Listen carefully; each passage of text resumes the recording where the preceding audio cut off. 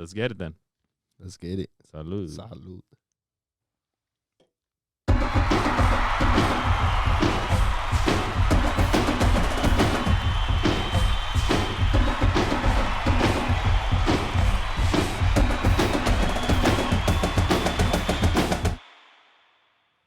Let's go, baby. Yo, maybe I should learn the trumpet and play that sound on the trumpet. Sheesh. Imagine how that would sound. That's how I would get pumped up. You imagine you bring it to the studio and you just add it on top of it. I don't mute us and you just I want to play some Peso Pluma shit. Fuck, that'd be lit, man.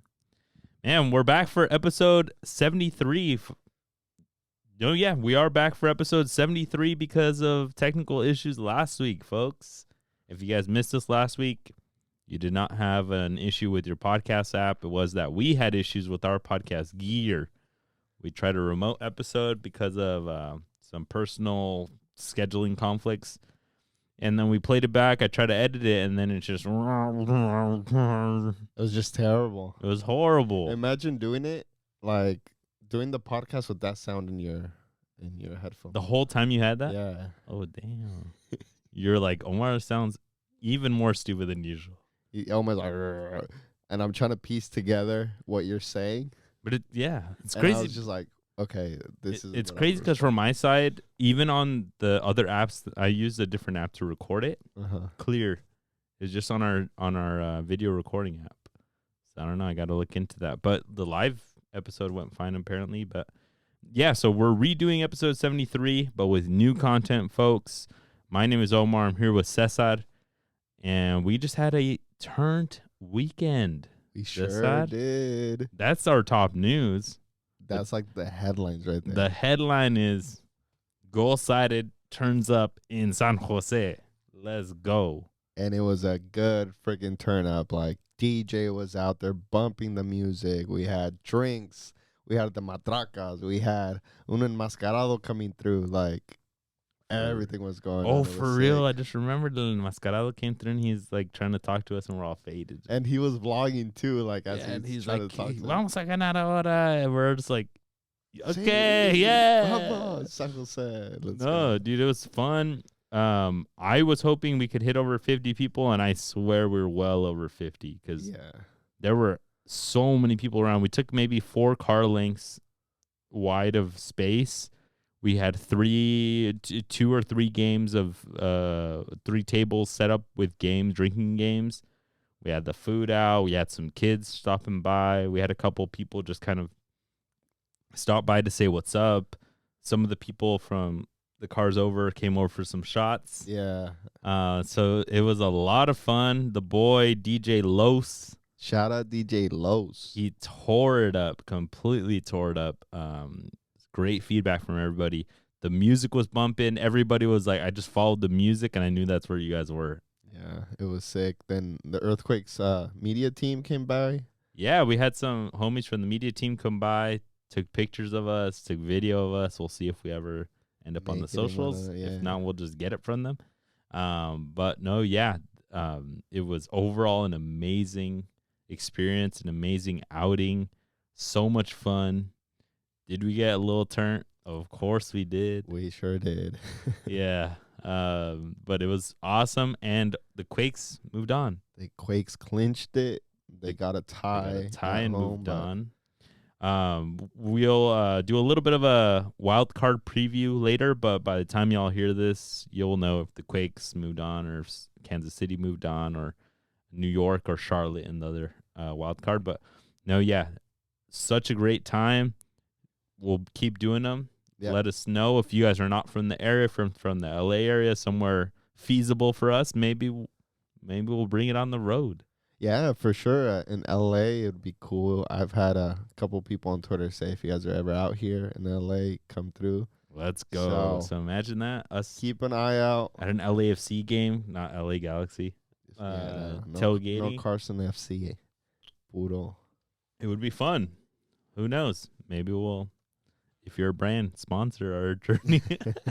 We got a whole action-packed agenda for everybody. We got some news out of Carson.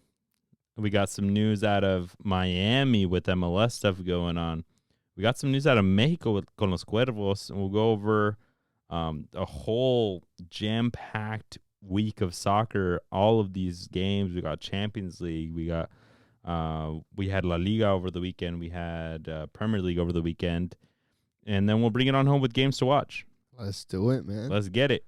So in top news, let's bring it on out with Carson FC. The biggest thing because they lost one of their designated players, Douglas Costa. They've decided to part ways with him. Yeah, it's crazy. I know this season he was doing decent, right? Yeah, he was picking it up. But I remember us making a TikTok video saying, yo, like we hella forgot that fool was still part of the roster. Yeah, that one did pretty well, too, because people were like, no, he's doing okay. But in 19 games in this season, he had 3 goals and 7 assists. Yeah, for being one of the top paid players in that team, you have to produce more than 3 goals. Yeah. Like, I mean, 7 assists is great, but I don't know. My boy, Christian Espinosa, has been putting up 10 assists for like the past 5 years. Up. Easy peasy. But yeah, I mean, he has been picking it up. It seems like maybe his work ethic's been better. I could see him going to La Serie A in Brazil to a pretty good squad. Saudi Arabia, he's going. They're big money, you think? Yeah. Somewhere in the Middle East. Saudi Arabia, I mean, it's the move right now. It is. Go get a little, go get your bag. Get another paycheck. He was sitting on his ass for the past 2 years, so now he can move to Saudi Arabia and sit on his ass for another 2. That's true. So. No, I mean, in Saudi Arabia, they might have more higher expectations. I don't know. But higher than LA Galaxy? Yeah, I mean, who cares in LA? They just looked like they were going to do okay, and then they just shut the bed and didn't make playoffs. Yeah. So, like, I think they could do a better job with their designated players. They need to get players that will fight for this squad. Like they had, what was that full name? Robbie Keane back in the day. Oh, true. Right. David Beckham, obviously. Landon Donovan. Landon Donovan would die for that club. Yeah. Right. Like those are the people that you need. And I don't think Douglas Costa gave you that. Chicharito kind of, but I mean, tampoco. Yeah, Chicharito. I mean, he cares more about his freaking live streams. Exactly. I mean, now he's got a torn up knee. Yeah, he does. But Douglas Costa, since he got there, you kind of just felt like he was just chilling. Like it was no big deal. Yeah. So you need somebody who's going to come in, maybe a little younger. Like a Christian Espinosa would be perfect. That type of player that can give you on the field product and, you know, make a difference for that club. Yeah, I mean, they got to look just across the street basically at what LAFC is doing with all the transfers that they bring, man. Yeah. LAFC, I feel like transfer after transfer brings pretty solid names, and it just doesn't reflect that way with LA Galaxy. But yeah, them's be fighting words. All right, let's move it on to the U.S. women's national team. Ex-coach Andonovsky, he got the job as the Kansas City Current coach in NWSL. I think it's pretty good for the league to get some big names like that, especially bringing in somebody from such a big job like the number 1 team in the world, the women's national team. But he took the back way out. He did. He had a lot of conflict, it seemed like, in the locker room. So he's kind of taken not a step back, but it's just a different role, different expectations now being with Current. It's more a day-to-day, not like a selección. So we'll see if he's able to recover. We'll see if his image is, gets better after this, or is tarnished after the World Cup with the U.S. women's national team. So we just got to wait and see. Yeah, and he was criticized a lot for the tactics. He was criticized a lot for having an amazing generation of women's players at this World Cup and not being able to do anything with it. Yeah, in round of 16, really early for Sweden took them out in penalties, and it was Megan Rapinoe, it was Sophia Smith, it was Kelly O'Hara that missed their penalties. I think he was criticized a lot for having a rough transition from that past generation to the new generation, right? Ex-players coming out and saying, like, he's terrible. Like, it just didn't look good in any way, shape, or form. So for him to get this job, it's just like he has to perform. Yeah, but it's a different ball game. Yeah, it is. At club, right? Because you have what you have. You can't call up anybody with under that nationality, right? Like he doesn't have an endless pool of people. He has his team. He has to build something with it. and we'll see if he can transition well. We've seen some coaches transition amazing. We've seen some not so much. And yeah, in Kansas City, I was seeing this discussion on Twitter about whether Kansas City or whether St. Louis is the soccer capital of the U.S. Ooh. So this is another. It's so weird having them in the Midwest. Yeah, I mean, because like, I don't know. Like, why Kansas City out of all places? Why not like a Chicago, Well, New York? The place that's named that has the name apparently is St. Louis. Soccer City. Soccer City in the U.S. In the U.S., yeah. Yeah. And then obviously they don't have 100,000 capacity stadiums. They don't have all the Latin influence like in L.A., right? So it's I don't really know honestly what it is. Apparently, what I heard was that in that Missouri area they had one of the first big centros de alto rendimiento for the U.S. men's national team. Would I go there and everyone's bleeding soccer? I highly doubt it. Highly doubt it. I can see it somewhere like Columbus, Miami, or Miami. I mean, if you go to Columbus, nobody's playing soccer on the street. Jesus, yeah. That's what I think of soccer capital of the world, or soccer capital of the U.S. Yeah. You got people playing the street? No. But I could see that in Miami. I can see it LA. in LA. I don't even know if in New York. Fuck. Maybe. But, yeah. Anyways. A ver qué. Next note, I want to call out Club de Cuervos, apparently making a comeback. And by comeback, I mean joining the Kings League. I need to get caught up on everything Kings League because I didn't follow it last season. I didn't think it was very noteworthy to even really give a shit about. But apparently, Club de Cuervos is going to have their own team there full of probably influencers and washed up semi-professional soccer players. Yeah, so a little bit of background, if you guys don't know, Club de Cuervos is a Netflix show in Spanish that is about a soccer team. Mm-hmm. And Piqué announced this along with the two main characters of the game, or actors, and saying that they're going to bring Club de Cuervos to life in this Kings League. That's pretty sick, though. It is. It's freaking fun. Sick. I like it. It's the like show was amazing. In all honesty, it's like if Ted Lasso created a team for some semi-professional league, right? Like that'd be fun, right? And then Jason Sudeikis was there coaching it or something, or if they got Dani Rojas in on it, it'd be fun. And but if you guys haven't watched it, but you guys like soccer, you guys like soccer content, Club de Cuervos on Netflix, amazing show.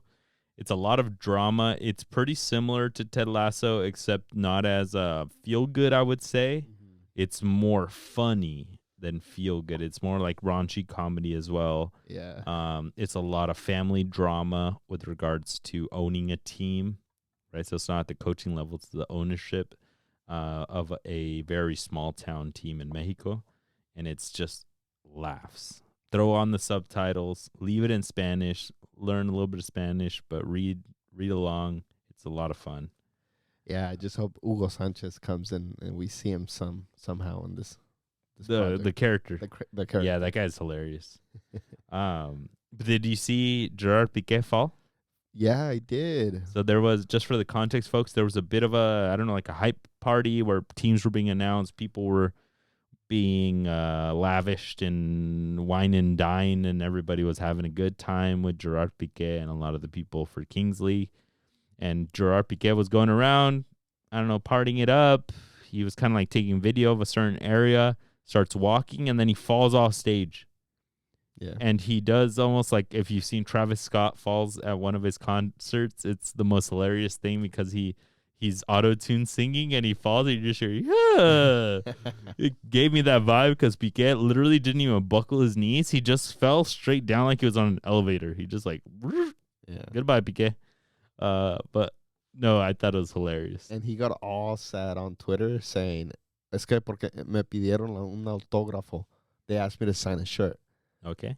And he was just commenting to a tweet like that. And I was like, damn, bro, like you fell. Like, make it a joke. It's fun. Dog, like, you're fell. Good way. Yeah, you're like, good. You're chilling. Good marketing. Like, double down on it, dog. But homie seemed like he was upset that people were making fun of him. It's like, damn, Ever since Shakira, that fool's not the same, dog. It's a little man's ego. A little bit sensitive. All right. Let's bring it on. One last note I actually wanted to talk about was I want to ask you, Cesar, an op-ed, a little bit of your opinion. I would like a reflection of Inter Miami's season because, in all honesty, because everything that we title with Inter Miami blows up on podcasts. No, but because, I mean, we had the GOAT. We had Messi here for a season, half a season, a third of a season, whatever. The expectation was that they could win it all, right? And Messi and co, they won Leagues Cup. Then they lost U.S. Open Cup final versus Cincinnati. And then they ended up not making playoffs. They actually were statistically eliminated before even the last game, right? And a lot of this came because, I mean, the ideal situation that happened, Messi got injured, and then he had to take some time away, right? He had to give a little bit more love to Argentina to get them to the World Cup, then to Miami. Same with Jordi Alba. He got injured, wasn't always there. Busquets seemed to be the one that was always there, but you can't do everything yourself. Yeah. But overall, how would you grade this season for Inter Miami? Do you think it's a pass-fail? Do you think they did great? I think it was mediocre. Mediocre in the sense that it wasn't a complete failure because they won the Leagues Cup, but it wasn't a complete success because he was expected to make playoffs at least, especially after winning the Leagues Cup. So I know he had his injury, like you mentioned, but I still felt like he should have gave more love to Miami because Argentina is flying. Yeah. So you think he should have maybe, because it seemed like they were also respecting his body and everything and like not trying to push him to get more injured, right? Yeah. Do you think he himself should have maybe gone up to Tata and been like, yo, put me in from the start? He went in as a sub one of the games, right? Like, just put me in, kind of push my limits. Is that what you're kind of saying? Yeah, especially because if he didn't make it, he still had that big off season. Like the MLS has a pretty big off season. Mm-hmm. So like, I feel like if he was in Barcelona, he would have given that extra, but because he doesn't have that expectation, or in his mind he doesn't need to, he didn't do it. And you saw it also in the stadiums, like people did not show up. Like it hurt all of Miami. Yeah, they lost a lot of money because people just stopped showing up when he wasn't there. Like if they knew he wasn't going to play or when he was on international break, they just were not showing up. Yeah, so just he should have helped out a bit more, and they should have made playoffs, in my opinion. I mean, they were kind of en route, and then they lost to Cincinnati, and that's where he came on as a sub. Yeah, and it's like, okay, then if it was a must win, all of these are must wins. What's the difference between 35 and honestly starting him, and then just letting him take hold of the game and then sub him out? Is honestly what my opinion is. Like, put him in at the beginning and then let him tire himself out a bit and then take him out. And then the game against Charlotte, they lost 1-0, and he played the whole game. And that's what got Charlotte into the wild card game that they have tonight. So that's crazy that they had to defeat Messi. Yeah. And they did it. Like, even having Messi just on the field, it makes the defenders nervous. It makes people kind of be more alert and more like just jittery. Yeah. Trying to cover the guy or trying to look for him. Even though he just walks around, like he knows how to find the space. He knows what passes to make or when to dribble. So he should have been playing a bit more. Like you said, if he's going to play 30 minutes, might as well put him in the start and go for 60, right? You have that after 45, you get that 15-minute break. Like he can give you another 15. Or just go to 40, or just sub him at halftime. Yeah. But like just bet on him putting something away early, and then you could just defend that lead, honestly. But yeah, and that didn't happen, and I think that's ultimately what ended up failing them. Because before that, they were getting wins. They even beat LAFC. Yeah, and he got 2 assists in that game. Like, they were balling out before that. But I was watching even the documentary that they have on Messi on Apple TV Plus. If you guys haven't watched it, you guys should listen in. All the players, they were all like, just having him there makes us all better, right? It makes us better. It makes the other team think about things, and then they have to, like, spaces for us open up because he's on the field.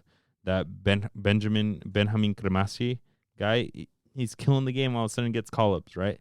Like, sometimes you just got to put him out there and then just see what you can do, what magic you can do.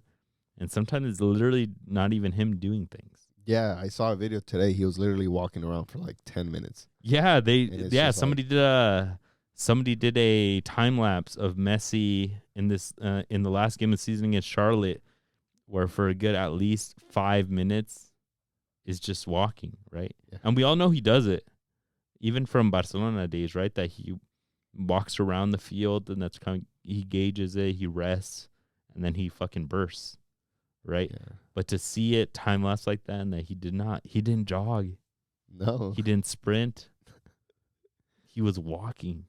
Yeah, the ball would go from side to side, and he'd still be walking. Yeah. So it's crazy. I've never been on a team with like a player like that, really. But like, I'd be pissed. but you're like bought in as the other 10. Yeah, That you have to run extra, that you have to cover certain positions because you got the goat on your team, and he has to be fresh for when he gets the ball or whenever he wants to get in the game. Yeah. So it's just, in my opinion, that's why it's mediocre the whole season. Next season, they're expected to go deep into playoffs. Yeah, I would give them a little bit of wiggle room because they won Leagues Cup. They were all at their freshest. It's head-to-head elimination. Everybody had the chance to eliminate them, and they found a way to win it. That was like foreshadowing what it was just like Messi will find a way to win the game for you. Yeah. Right? And so I give them a little bit of wiggle room with that, but overall, the rest of it, they should have won U.S. Open Cup because it was one game, and they lost it. No, not a passing grade for me either. All right, let's take it around the leagues. Let's talk about some scores. We got Champions League today and yesterday. A whole bunch of stuff happened. Manchester United finally got some positive news. They won 1-0 over Copenhagen, and the unlikeliest of heroes, which is a running joke on our show, they had to pull it out for them. Harry Maguire got a goal. What's that? Out of all people, Harry Maguire. What? I mean, sometimes you just need your real ones to come through and win the game for you, and he did. And it was a corner and defender. He's super tall. He goes up great for headers, both defending and attacking, and ended up scoring the goal. He's there when you need him. And then Onana came in clutch for them. Last minute penalty save. Yeah, I feel like that penalty was kind of a soft penalty. It was a soft penalty. They marked it, and then while they're all arguing it out and checking VAR and confirming it, Garnacho goes and does the Argentinian, the Latino thing.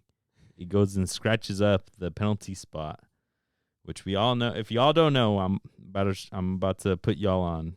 What that is meant to do is so that the player who's going to shoot slips.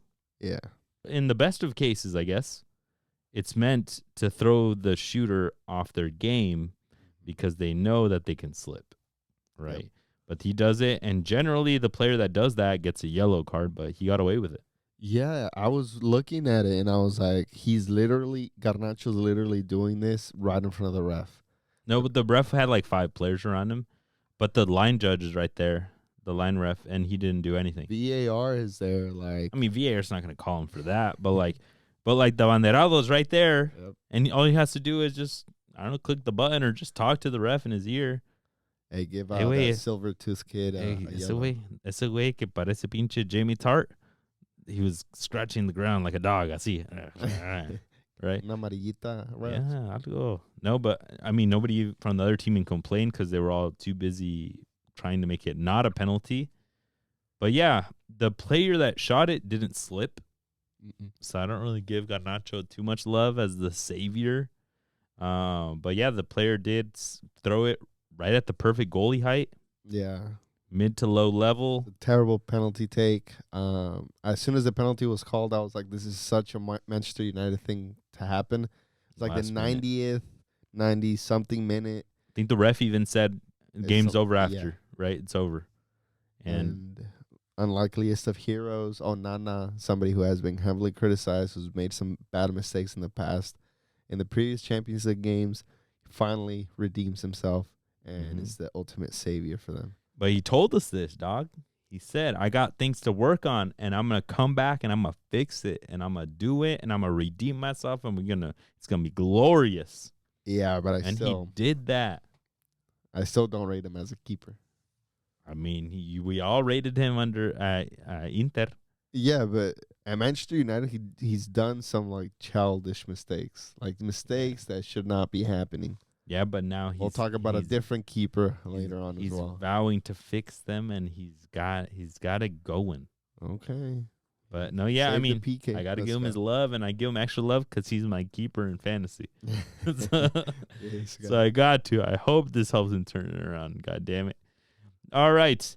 Arsenal beat Sevilla 2-1. Mi Arsenal de mi corazón. Let's go. I think Arsenal did well against Sevilla. They looked like they were in control the majority of the game.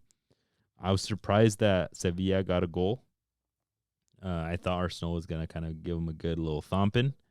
But I think overall, good performance by Arsenal. Put themselves back in first place in their group, which I thought their group is pretty easy for them to get first. But yeah, you had a note here. They've made a keeper decision. Yeah. And it's not Aaron Ramsdale. No, it's Raya. Raya, number 1 overall in league, number 1 overall in champions.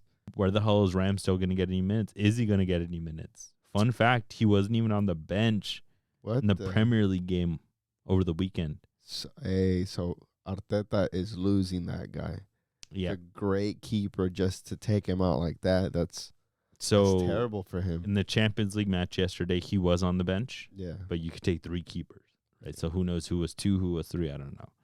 But over the weekend, yeah, they took Hein, the Estonian, I think, keeper that they have as a backup. And yeah, I don't know. My first thought is that maybe Arteta was like, yo, we're going to split time here. I got another keeper. And then Homeboy's like, I don't rock with that. And then Arteta was like, I don't love that. And then you got your favorites, right? Doesn't help that Raya is Espanol and Arteta is Espanol. I don't know. But I wonder I really want to be a fly on the wall there and figure out what the hell's going on, because this is unacceptable in my opinion. I originally thought Ramsdale was going to be there until he made a mistake, until he gave an opportunity for Raya to come in and say, yo, like, I'm going to take hold of this spot. But I felt like Arteta just gave it to Raya just out of, I don't know, like, he's my buddy. Like, here you go. I'm going to hook you up. That's what it kind of felt like. Raya, I don't think, has had amazing performances either. To say, like, oh, yeah, I take it all away and give it to him, right? I don't think he's done anything above and beyond what Ramsdale was already doing before. Yeah. Even to the point where they can't even split. Like, why isn't Ramsdale Champions League, or why isn't he Premier League? Why isn't he one or the other? I don't know. We'll see, I guess. But I definitely don't rate Raya, in my opinion. No? No. Damn. I did when he was at, Brighton? Where was he? He was at Brentford. Yeah, he was better, but I just feel like now he's a bit too nervous. He's just, for me, more than anything, it feels unfair to Ramsdale. Got to show up for a big squad now. Yeah. But who's showing up? Martinelli. That amazing counterattack goal, I thought that was pretty sick. But I felt like Sevilla deserved the tie. That second half especially. No, I don't think so. They were playing their hearts out. They just were getting unlucky. That's the thing. No, I mean, you don't win by. You can't just I deserve it. I just deserve it. I get to win. No. Yeah. I get that. But what I'm saying is, you guys were on the Discord complaining that Sevilla were playing dirty, and I was like, how in the world? They always play with this intensity. They always play with heart. Every time they play in the Europa League or in Champions League that I've seen, that's how they play. So why are we complaining now? Pero in this competition, Champions League, the talent comes out. Let's go, baby. And Arsenal put 2 away, and Sevilla did not. Like, that's just how it is, dog. Yeah, I think they deserve the tie, but no, I don't think so. Like you said, you have to score him. You do got to put them away. This ain't Europa League anymore. This is the big boys now, Sevilla. Okay? Sortudos de que les dimos uno. Cabrones? No se crean. Tampoco. No es para tanto. Real Madrid beat Braga 2-1 in that Yosemite looking ass stadium. That stadium is sick, low key. Just because where it is? Yeah, just because it messes with the environment. I mean, all stadiums. Because it's like carved into a beautiful rock. I mean, it literally looks. You're right. All of them do mess with the environment, but just because it looks like Yosemite all around. But Jude Bellingham scored per usual. Per usual, on time, on point. Best young player in the world. Best by far. Okay, Musiala. I saw people talking about Musiala being better, but that fool tweeted back saying, "No, I'm not going to Arsenal." No, that was a fake page. All right, and the latest note, the latest and greatest, Santi Gimenez with the brace in his first Champions League match. Let's go, No Santi. Competition is too big for this man. Hazme un hijo. Hazme un hermano, cabrón. Yo lo cuido, no le hace. Chingue su madre. No, but Santi can do no wrong, man. Everything he touches is goal. 15 goals in 8 matches. He got a goal called back. He's like, that ain't no problem, man. Like, that ain't no problem. Next play, amo sopas. He scores. And it's kind of become a thing where he scores right before being subbed out, right? He scored in like the 65th and he got subbed down in the 67th. And he's like, hey, I see my sub warming up. Let me score a goal before I head out. One second, coach. 1 second. That way. Dame el balón. No, but even the goal that he did score, I feel like he's been able to do that turn, like dámela aquí, and I'll turn him, and then I'll shoot. Yeah, I've seen a couple goals in league that he does it that way, and I'm just like, yo, he's perfecting that. That turn is becoming his thing. Yeah. He did get a little bit lucky where like it kind of got caught in his legs, put it to the side, and it's that like luck of a 9, right? That like you know where the ball is and you can hit it from wherever, and he put it away. And same with the second, it was a rebound, and he happened to be onside. Mm-hmm. So right now he's on fire. He's that it guy right now. Nobody can stop him. All right, let's bring it on to the Premier League. Cesar, Spurs are at the top of the table. Who would have fucking thought? Jeez, the world's gonna end tomorrow after that. For real. No, but Spurs, they figured out a good solution, and it's Richarlison not at the 9. It's like he's not. I personally thought like that fool's hella lazy. You just need to put him at the striker and hope he scores. Yeah, a little bit more on the left side because Madison's in the middle. Okay. And Son up top, and it's working. Yo, whatever this Aussie coach is doing, he's got to keep it doing. It just sucks that Kane left, and all of a sudden these guys are top of the table. Both of them though. They are. Kane's killing it in Bayern. And now Tottenham's doing okay. Maybe just had to go their own separate ways. But Bayern is not top of the table. That's true. They're third. But are they going to be? I don't know. Stuttgart looking pretty good out here. That's not sustainable. Let's talk sustainability. Cesar, is Spurs sustainable? Will they make top 4? They'll make top 4. Can they win it? No, I don't think they can win it. Arsenal was first, and then they bottled it. Like, Cálmate, cabrón. So historically, why'd I just catch a stray right now? Hey, bro, I'm just saying, Tottenham. That shit hurt. The long run law of averages. They're gonna come. They're gonna be top 4 for sure, in my opinion. Just seeing how they're playing right now, seeing the system, seeing the players just enjoying themselves out there. The coach, the way he speaks, he's out there. Doing his thing. I just feel like they're gonna be top 4. I'm pretty sure in your predictions you had them in 6th. I'm pretty sure I did. And it's not but things change, dog. Things happen. People get injured. All right. Quickly, Aston Villa. They smashed West Ham over the weekend. Edson commits a penalty off of a very bad Paqueta pass. So I don't blame it all on Edson. But then Edson just goes full on, like tackles the guy, leg to the hip. That's guaranteed going to be a penalty, right? You try to fucking slash at the ball and you go straight to the legs, take out the legs, penal. And he's like, oh, what'd I do? Vamos, chale, si ese no fue penal. Eso no fue penal, compa. ¿Qué onda? All right. City handled Brighton pretty easily. and I don't even think people care about Haaland that much anymore. It's the Julian Alvarez show. Yeah, everybody's on that boat. Julian just killing it también. Yep, exactly. So now my question to you, is it the Mo Salah show now in the Premier League again? Definitely. Is he top of the league? Because Haaland is, I mean, you can't also deny Haaland's respect because Haaland has been scoring almost every game, right? But like the other people around him are doing more. But then Mo Salah is just doing it himself at Liverpool. He's doing it himself. It's the Mo Salah show again. He's finding ways to win by himself. He scored 2 in this last game against Everton. So I definitely rate him over Haaland right now. He's in form. We got the North London derby over the weekend. Arsenal had a comeback draw in that. I was scared. I know you were. I'm not going to lie. In the Discord, I was sweating. Or maybe I was just quiet in the Discord.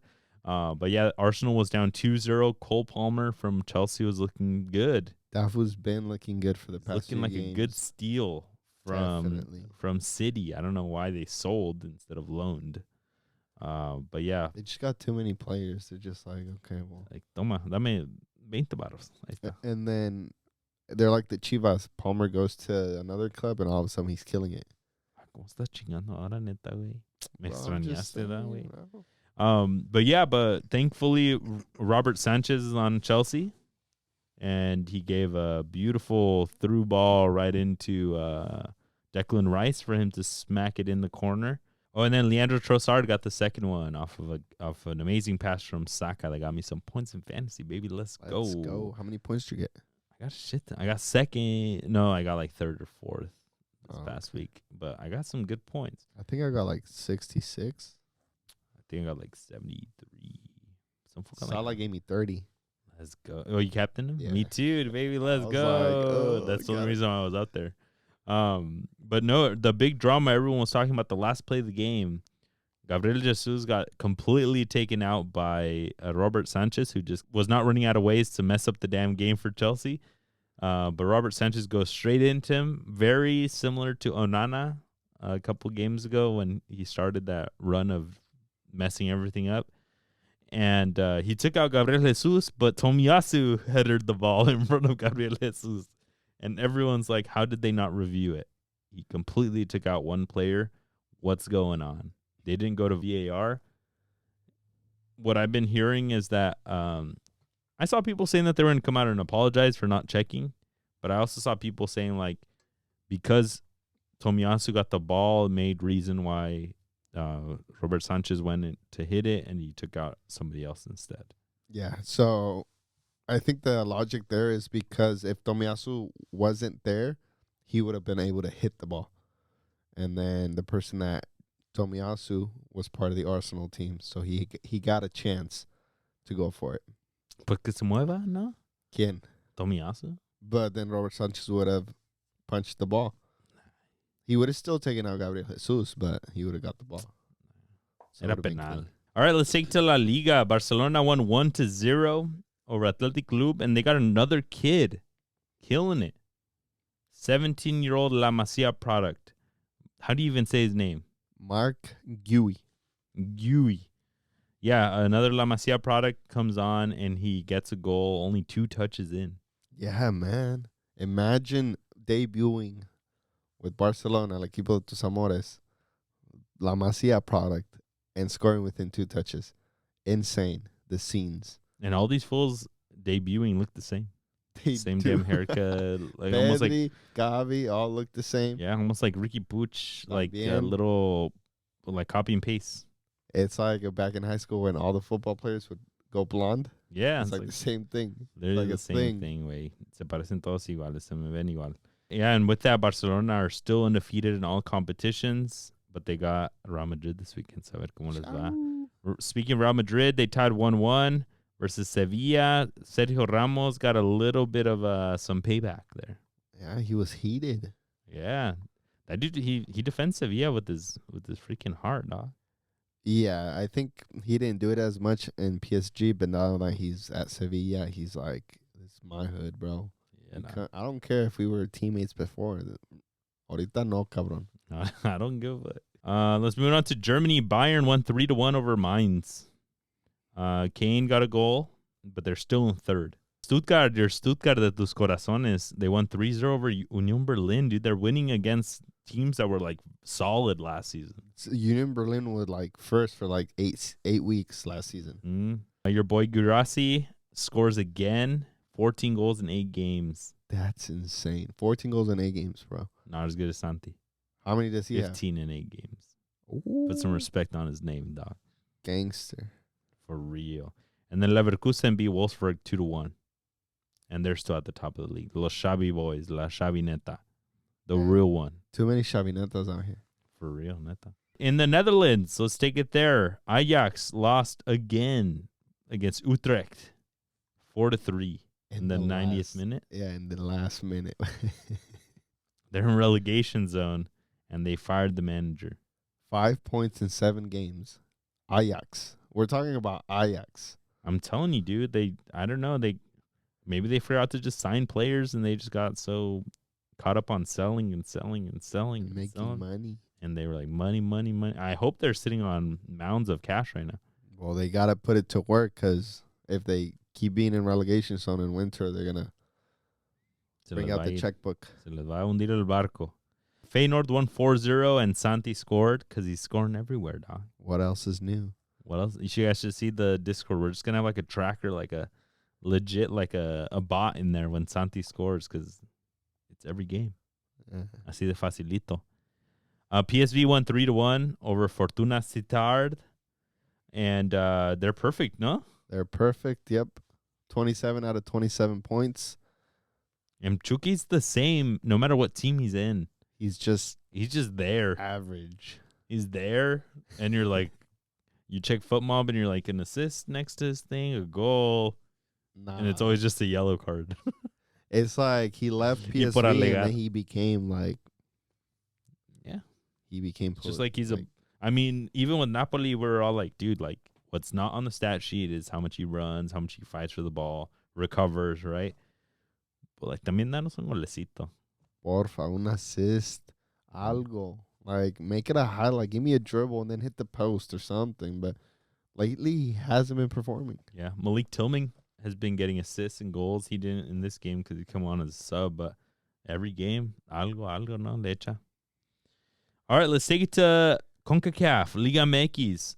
America beat Santos 4-3. Let's go. That was the coming back of Carlos Acevedo. Yeah. He had amazing saves. I saw that. They always look way more dramatic than they probably need to. Dude, they do. I'm just like, did he really need to jump and do that twirly thing and almost break his hand, his elbow? No. And his hair's flowing. Yeah, and then he like se lo acomoda once he gets back up, and it's just like, bro, like, nice save, but fuck, dude, that must have hurt. You didn't really have to do all that. Yeah, it kind of gives those Osvaldo Sanchez vibes. Yeah. And I don't know, it just makes better para la farándula for Martinoli when he's covering the games to be able to yell shit. But yeah, your America they just can't lose. Nope. And La Cima is too cold. They didn't even have Diego Valdez. They don't, and they're still producing. ¿Y qué ya te crees o qué chingado? Ey, güey, ey. Estamos ahorita al millón. ¿Y qué dice tu Jardiné? Jardiné is saying, yo, guys, like, a la prensa, he's like, yo, guys, we had, La America kept their head up even though we went down in the first minute. And we just have that resiliency, so we came back, and then in the, I think it was like the 80th minute, Sendejas puts it away. And it's just, this is America. We find a way to win, and we're just a bunch of winners here. ¿Y ese güey que sabe apenas llegó? Ey, pero desde Brasil. ¿Saben? He knew that. Que la América es el grande en México. Damn. That fool coached Sao Paulo in Brazil. Damn. Not bad. And the U23s, U22s. He won gold with them. No wonder they got him in Mexico. Nomás ahí agarran los güeyes. Tigres had a comeback win versus Cruz Azul. That was a good game. Pinche golazo de Antuna. Antuna se echó un golazo de volea, de cruzamela para acá y te la regreso así, vámonos. Yeah, and then once I score, I turned to the camera with a big old smile because I made it this time. No, but Antuna legit has been gaining his confidence. regaining that level of play that he was at before, putting away golazos. That's how we started to know him, right? Nobody really knew him at Galaxy, and then he broke through the Mexican squad and was giving assists or scoring goals every game with Mexico. Yeah. And he's getting back to it. He seems more efficient, confident. Yeah, that's what I was going to say. It's like he seems like his play is maturing. Mm-hmm. Like we're seeing glimpses of it, but now in this game, I was like, yo, I might have to take this full serious. I know, but I wonder who it is. They have a situationship happening at Cruz Azul with the coach. They might get Diego Coca, apparently. Like, is he starting to mature through Jimmy Lozano the couple times that they've been together? That's a good shout. Maybe. I don't know. Maybe it's TikToks. Our TikToks calling him out, our pod. And we do have a running joke in the Discord, folks, that if you talk shit about Antuna because he's a brujo, they call him el brujo, that he'll score a goal immediately. And it kind of has happened. Yeah, but Tigres, Carioca with another banger también. And I feel like that's the only way this fool scores is with bangers. Yeah, I think he has less than 7 or so goals with Tigres, and all of them have been bangers. And in the biggest of moments. Yeah. So, I mean. Good for him. He's there when you need him. But, yeah, my Chivas beat Puebla. And they're still chugging along. Yeah, I feel like it's the old Chivas again, just finding a way to win. Because Puebla had a lot of great chances on goal. Mm-hmm. Like some were coming off the bar. Others, the goalie was only saving them. So I feel like Puebla deserved a goal early on especially.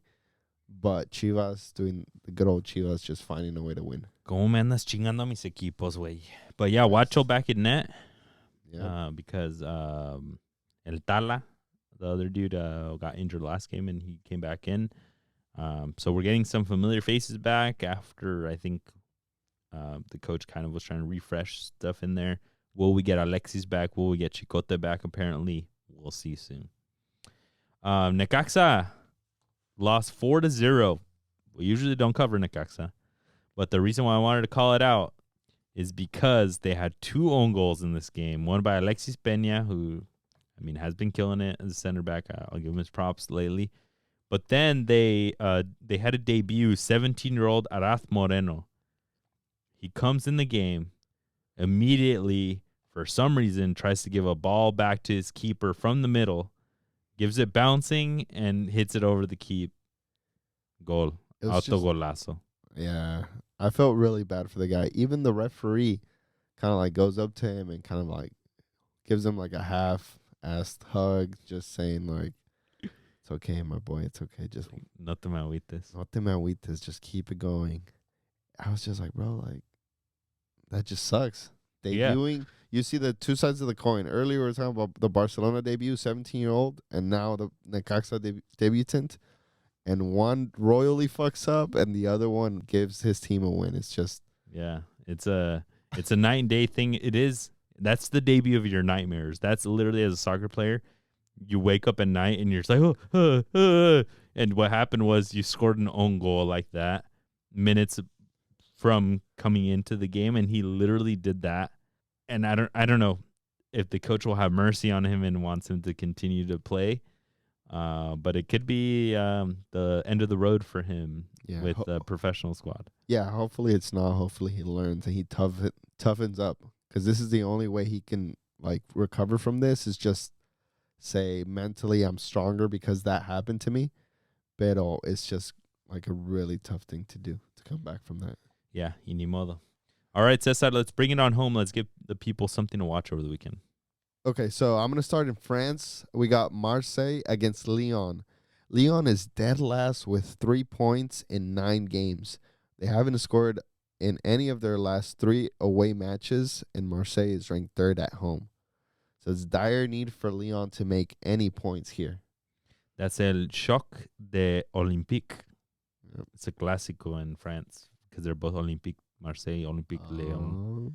Sí, ya ves, hablo francés, güey. Hablo los lenguajes del amor. Oui. Sí, oui. Sí.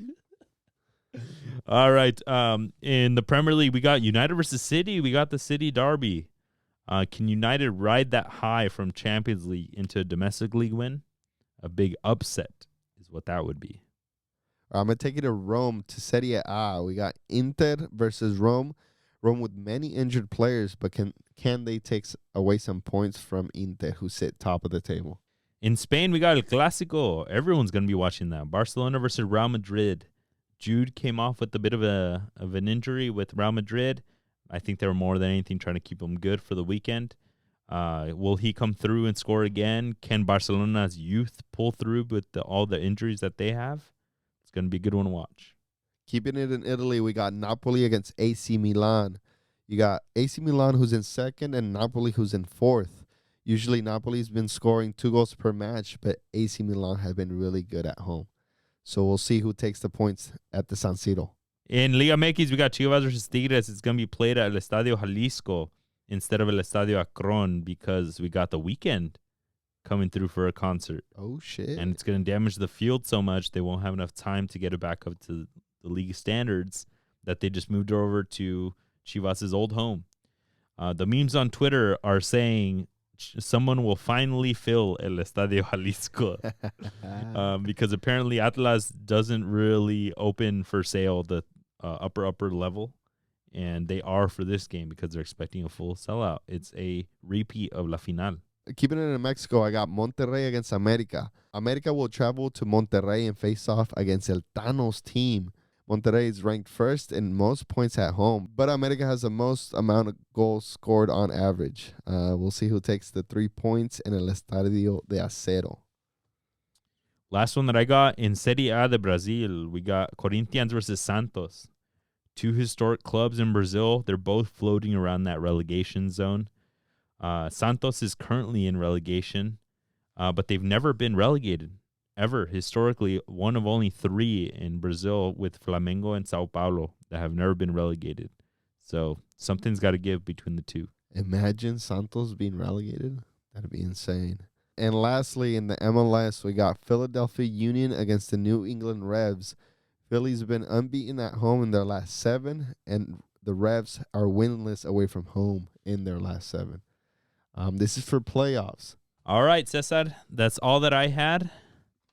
Folks, I hope you guys enjoyed our tailgate. If you guys came out with us, keep an eye out for our recap video, our hype video of what happened, how we all got down. We hope you guys love our content. We're really starting to revamp and get ready for the new year, planning ahead. We got a lot of exciting stuff coming. We'll start giving you guys a little bit more of a taste just because we like keeping you guys involved along the path. But just know we're still working. If you guys haven't already, please subscribe. Please share with a friend that likes soccer. Make them subscribe so that we can keep growing more. That's how we get seen by more people. And we're just going to keep growing together. We got a lot of people joining the Discord just recently, so it's going to get even more fun in there. Just come out and have a good time with us. Yeah, and we appreciate all of you who did come out. I hope you guys had fun. I know we did. We got a little bit too much fun, but no, keep an eye out for things we have. We might give you a sneak peek here and there. But next year is going to be a big year for us, so get ready. All right, folks. We'll talk to you soon. Peace.